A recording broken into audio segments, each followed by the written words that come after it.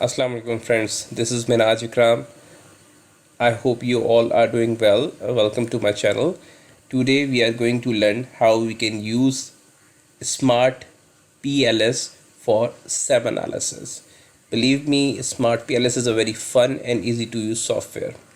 Obviously, to do the analysis you need the data, and fortunately I already have data available with me that have screened on SPSS.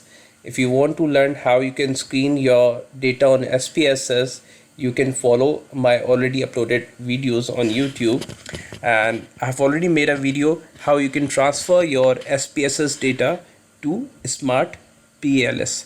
So over here I'm just going to hit new project. You can see that option on the top. You just need to follow my mouse, right? So it says new project. I'm just going to click on it, and it's just asking me to name it. I'm just going to give any name. You can write any name of your choice. I'm just going to write sample over here and hit OK.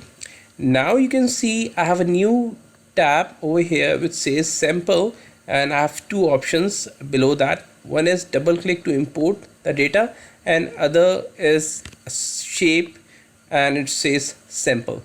So I'm just going to hit double click to import data and just going to link my file which is already available with me. It says sample for PLS. I'm just going to hit double click and hit OK. Now you can see the data has been uploaded in SmartPls, and I have a table in front of me, and through this table you can do screening of your data. You can see missing values, you can see minimum and maximum values to identify any out of range values. Since we have already done the screening on on SPSS, so we don't need to do anything over here. So I'm just going back to that tab sample, and I'm going to hit that sample which is in front of that small diagram, right? So just click on it. Right now just come down to this tab indicators, and you can see that now we have a lot of indicators available in front of me. The initial one is the ID of my questionnaires, age, gender, occupation, income. These are the descriptive variables. So I'm just going to skip my descriptive variables, and I'm going to pick the items of my hypothesize variables.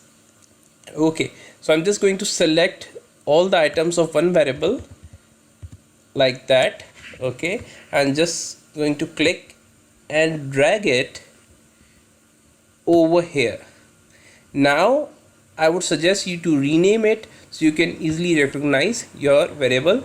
Just right click on that circle and hit rename, and I'm just going to write, this is actually customer engagement. In my case I'm just going to write CE for my A's and hit OK. Now I'm going to select the next variable, which in my case is brand trust. So I'm just going to write BT for it. And now I'm just going to select the next one. Okay, drag and drop over here, and again rename it. This is basically emotional attachment in my case, so I'm just going to write EA, emotional attachment. All right, these names doesn't matter, that's only to help you recognize your variables. And now I'm going to select my last variable. Okay, that's it. I'm going to rename it. It is brand loyalty in my case. Okay guys, now we have all the variables move into that blank space. Now we just need to realign them according to our model. In my case I have customer engagement impacting emotional attachment and brand trust, and then brand trust having impact on brand loyalty. So that was the case in my model, and for my A's I can realign. For example, if I want to see these items on the other side, I can just click over here, and now over here you can see uh, the heading align. If I click over there, this will move upwards. If I click over here, here and here, so you can align it as per your convenience. Now once you have aligned your model, you can connect as your hypothesized relationships. So I'm just going to connect customer engagement and click on it. Right, this is the connect option. So you need to select the connect option, then just click on customer engagement and drop that line on brand trust. Okay, repeat this with all your variables as per your hypothesized relationships. Now once your all the variables are linked, it will turn to blue. So now you can see my model is complete. I'm just going to run few tests on it. Initially I'm going to run some screening where we are going to identify the convergent and discriminant validities and R square values. So I'm just going to hit calculate, and over here I'm going to hit PLS algorithm. I don't need to change any settings over here, just hit start calculations. Okay, now your calculations are done. Look at this tab, it says PLS algorithm run number 1. This is our first run, and over down here you can see your results, your different results: path coefficients, indirect effects, total effects, outer loadings, outer weights, latent variable, residuals, R square, F square, construct, reliability and validity, discriminant validity. So over here we are not going to use all the tests for the basic SAM, but the things which are important for us are, the first thing which is important for us is the outer loading. We are just going to hit outer loading, right? So our outer loading will appear over here. The green values are the ideal values, and the red values are the values which are below ideal. Okay, you can also check these outer loadings through your model. So you can just click on this shape, right? You can see this shape, this is model shape, and it says sample, which is the name of your model. If you click over here, you can see these loading values appearing over here. So these are outer loadings, and for outer loadings our target is to be 0.7 for each item.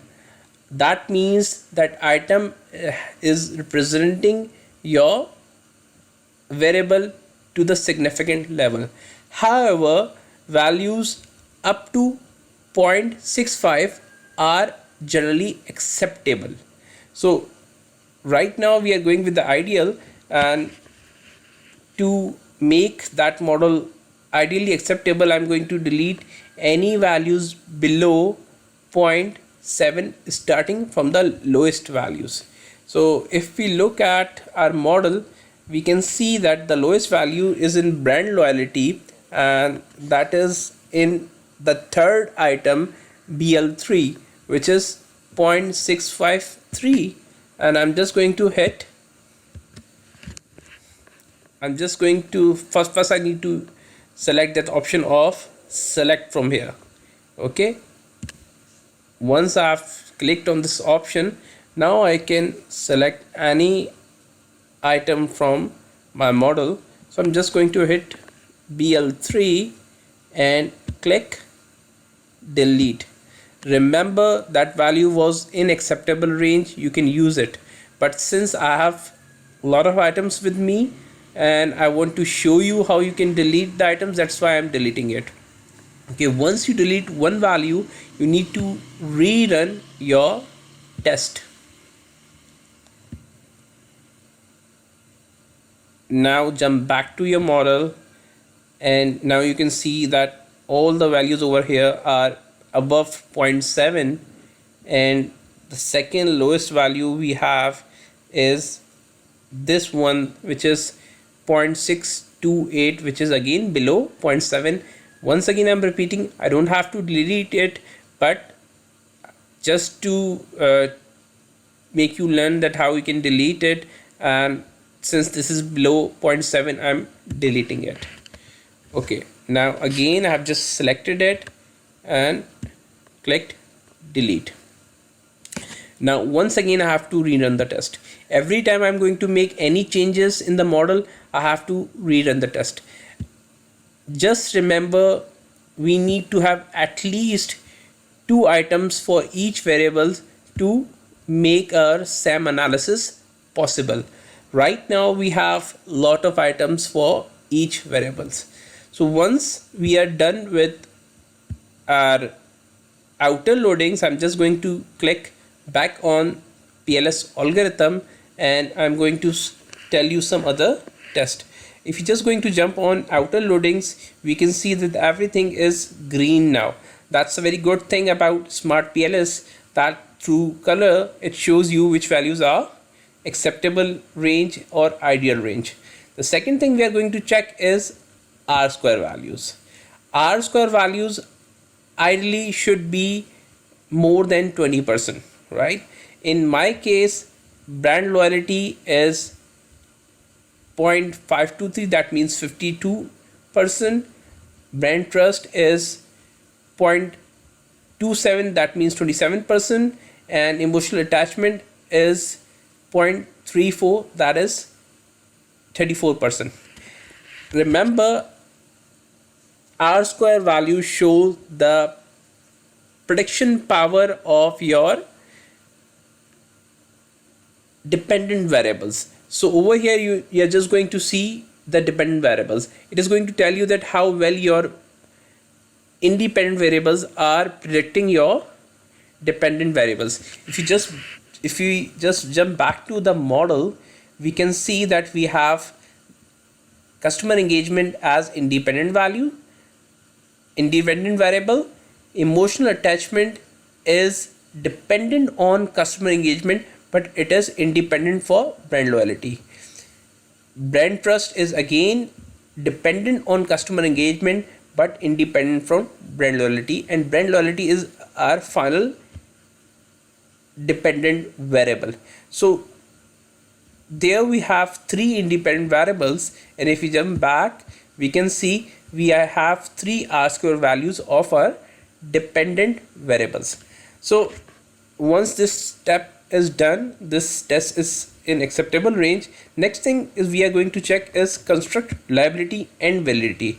So we are just going to hit on construct liability and validity.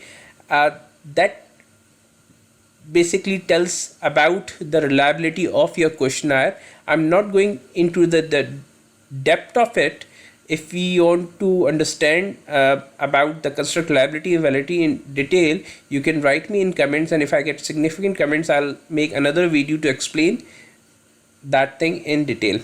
Over here we have 4 tests in front of us. One is Cronbach alpha, second is raw A, fourth is composite reliability, and fifth is average variance.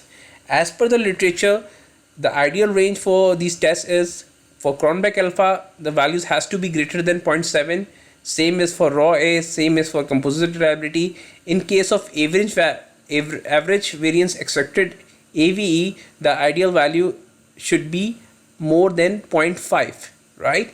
So these all values are good. They all are in acceptable ranges. So that is done for us. In case if there's any issue in these values, then we may need to go back to our model and we may need to delete some items to improve those values.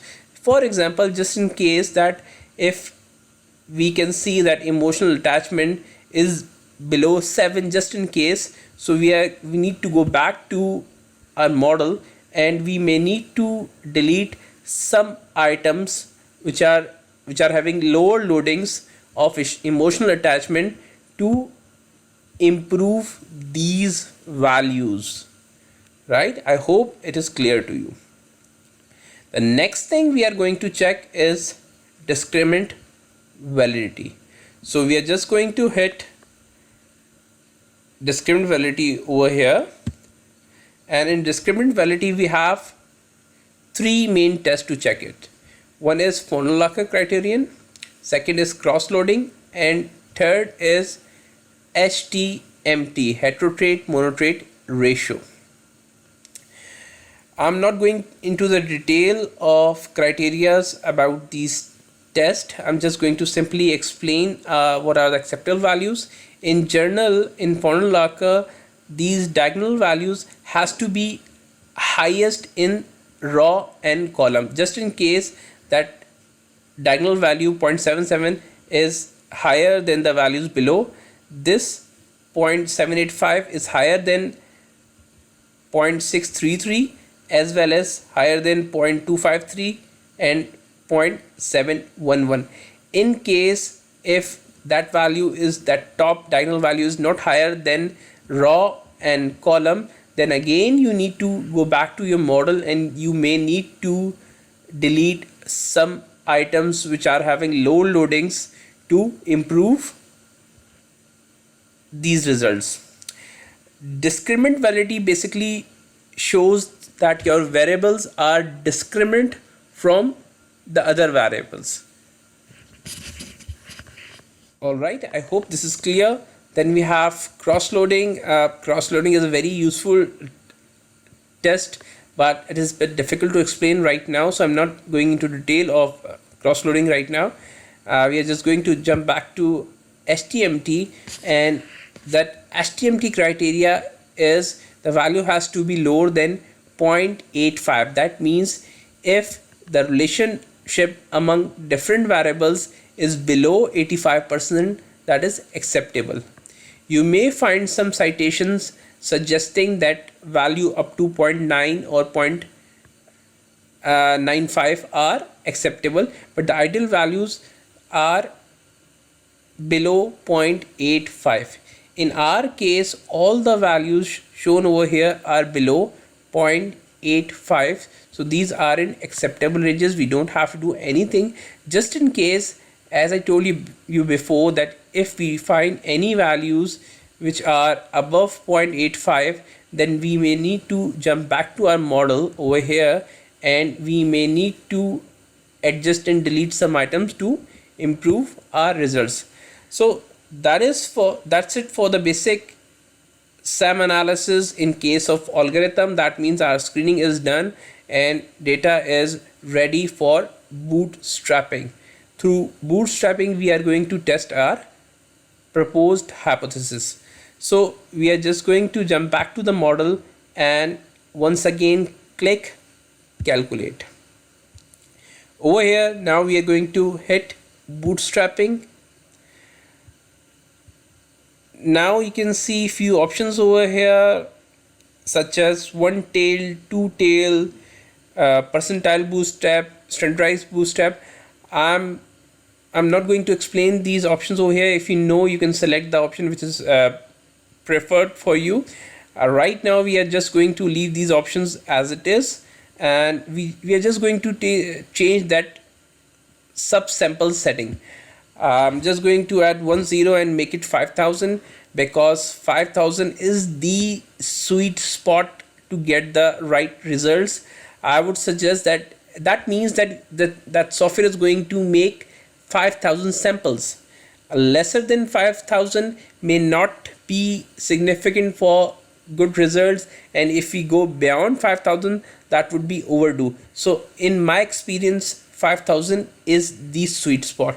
So I'm just going to hit start calculations,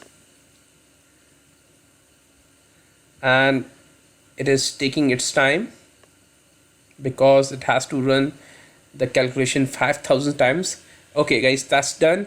So now in that bootstrapping tab, you can see again we have a lot of results coming in, and the first option is of path coefficients. So we are just going to hit path coefficients. Path coefficient is going to give us the result of our hypothesis. So now you can see we have these hypothesized relationship: brand trust impacting brand loyalty, and it is giving me original samples, which are also known as the beta values, and then standard deviation and t statistics and p values. P values criteria I'm not going to explain.